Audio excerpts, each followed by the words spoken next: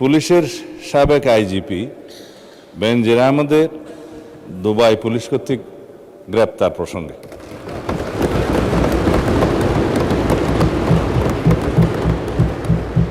এই বিষয়ে আমি মহান জাতীয় সংসদকে অবহিত করছি যে বর্তমান সরকার দায়িত্ব গ্রহণের পর দুর্নীতি মামলায় অভিযুক্ত পুলিশের সাবেক আইজিপি বেনজির আহমেদকে গ্রেফতারের জন্য ইন্টারপোলের সাথে নিবিড়ভাবে কাজ করার জন্য নিয়োজিত পুলিশ হেডকোয়ার্টার্সের national central bureau NCB Dhaka কর্তৃক ইন্টারপোলে আবেদন করা হয়।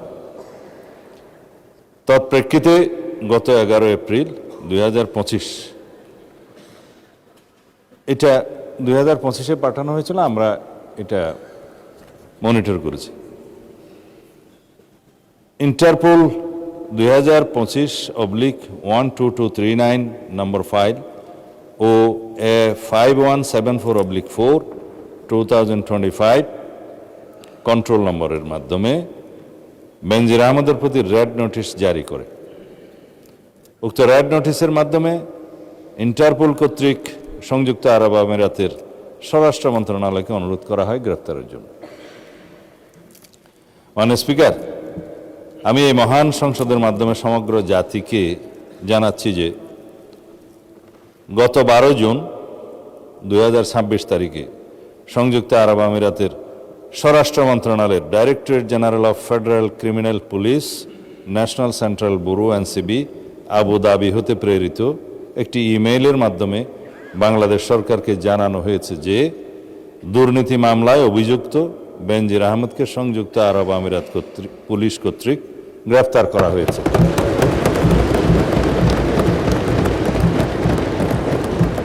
এবং তিনি বর্তমানে সেখানে আটক আছেন। মাননীয় স্পিকার, আমি এই মহান সংসদকে আরও অবহিত করছি যে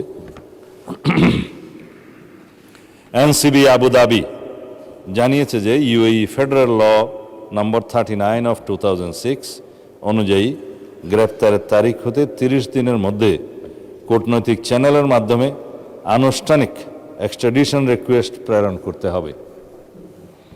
উল্লেখ্য, বেনজির আহমেদের বিরুদ্ধে দণ্ডবিধির 420, 467, 468, 471 and 109 সেকশন এবং 1947-এর দুর্নীতি প্রতিরোধ আইনের সেকশন 5/2, 26(2) এবং 27(1) এবং বাংলাদেশ পাসপোর্ট অর্ডার 1973-এর 11 ধারার মানে সেকশন 11-এর মামলা বিচারাধীন রয়েছে। উক্ত বিষয়ে এনসিবি ঢাকা ইন্টারপোল চ্যানেলের মাধ্যমে রেড নোটিশ প্রকাশ, আন্তর্জাতিক সমন্বয়, বিদেশি কর্তৃপক্ষের সাথে যোগাযোগ এবং গ্রেফতার পরবর্তী ফলো আপ কার্যক্রম সম্পন্ন করেছে। দুদক কর্তৃক প্রত্যার্পণের জন্য প্রয়োজনীয় মামলা, গ্রেফতারি পরোয়ানা ও তদন্ত সংক্রান্ত দলিলাদি প্রস্তুত, স্বরাষ্ট্র মন্ত্রণালয় কর্তৃক এক্সট্রাডিশন প্রপোজাল প্রস্তুত ও অনুমোদন এবং পররাষ্ট্র মন্ত্রণালয়ের মাধ্যমে ইউএই কর্তৃপক্ষের নিকট কূটনৈতিক চ্যানেলে আনুষ্ঠানিক এক্সট্রাডিশন রিকোয়েস্ট প্রেরণ করে এনসিবি আবুধাবির সাথে সমন্বয়পূর্বক অতি দ্রুতই তাকে বাংলাদেশে নিয়ে আসা হবে। এটি বাংলাদেশ পুলিশের একটি ঐতিহাসিক সাফল্য। এর মাধ্যমে আমরা বিচারহীনতার সংস্কৃতি থেকে বের হয়ে আসতে সক্ষম হব ইনশাআল্লাহ।